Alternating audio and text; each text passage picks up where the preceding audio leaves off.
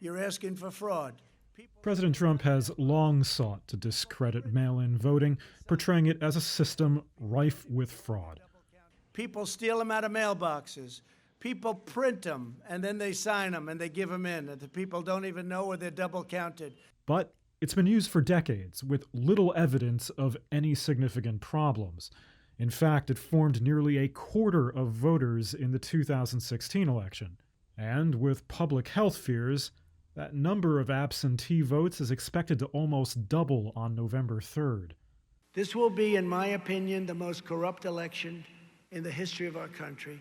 Election experts disagree. They say it would be nearly impossible for an election to be disrupted by fake mail ballots. Why? Well, for one thing, there can be hundreds of different ballot designs in a single county alone. That's because voters aren't just voting for the president. They're voting for the local mayor, the town council, the sheriff's office, etc. So the ballot for one district will be different than their neighbors. And there are over 3,000 counties in the United States. These are also printed on a very specific type of paper with technical markings. States require voters to sign the outside of the envelope, which is matched to a signature they have on file.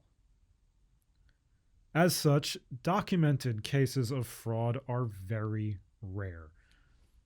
Take Oregon, for example, where over 15 million mail-in ballots have been cast since 1998. Of that 15 million, only 14 fraud cases have ever been found, and that's according to the conservative think tank, the Heritage Foundation. Fraud aside, there are drawbacks, though.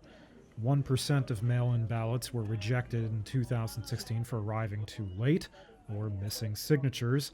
They can pose disability and linguistic barriers, and delivery can be problematic where residents lack street addresses, such as on Native American reservations. But it can minimize the risk of long lines, faulty voting machines, and staff shortages. Turnouts also tend to be higher in states that conduct elections by mail. So if fraud is so rare and it boosts voter turnout, why do Trump and Republican allies take such an issue with it? Trump has even himself submitted absentee ballots through the mail. The Democrats are also trying to rig the election by sending out tens of millions of mail-in ballots. Republicans worry that easier voting will hurt their party's election chances.